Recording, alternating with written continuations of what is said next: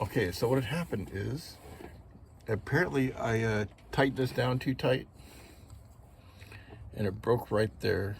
And I tried to fix it with glue, and I tried some other things, put a band around it, a hose clamp, and to put this there so the hose clamp wouldn't pull up. See the teeth that are there from the hose clamp?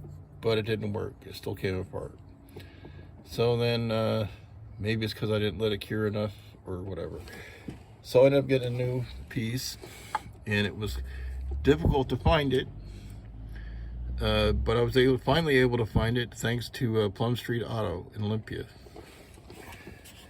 Now I was told to tighten it to 20 inch-pounds. It might not be 20 inch-pounds on yours, but it was, for this particular case, it's 20 inch-pounds for what I'm doing. So keep that in mind. You have to ask for your own needs of what you're doing, what the inch-pounds are supposed to be.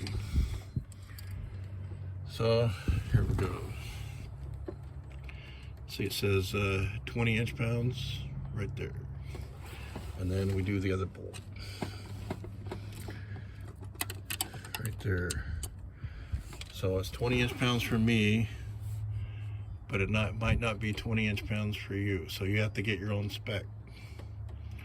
You have to ask an expert to find out what it is. So that's it.